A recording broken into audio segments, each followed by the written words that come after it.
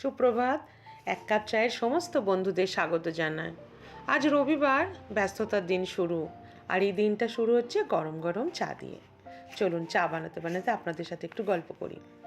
আমার জন্ম, পড়াশোনা সব কিছু কলকাতাতে, কিন্তু কাজের সূত্রে আমি থাকি ইউপির একটা বারেলিতে শহরে। উত্তরপ্রদেশে না দুটো ইউপি আছে, একটা বাঁশবেরেলি, একটা রায়বেরেলি। আমরা বাঁশবেরেলিতে থাকি। দেখুন, আপনাদের সাথে গল্প করতে চা বানিয়ে ফেললাম।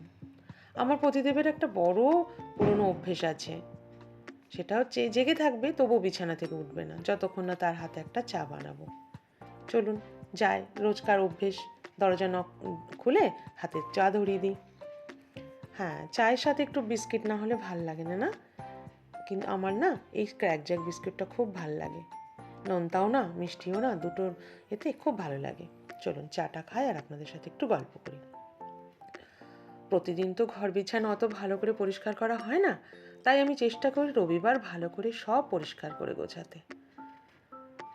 কি করব, এত ব্যস্ততার মধ্যে সমস্ত কিছু যাক মোটামুটি পরিষ্কার হলো।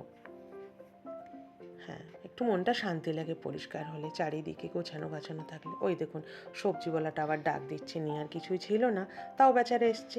একটু টমেটো আর একটু আদা নিলাম। হাসি লাগছে কেন বলুন তো? প্রথমবার তো, যদি ভালো করে বলতে না পারি তাই লিখে নিচ্ছি। এই চ্যানেলের ধন্যবাদ বন্ধুরা, এক কাপ চায়ে এই চ্যানেলটির সাথে এতক্ষণ থাকার জন্য। সাথে থাকবেন,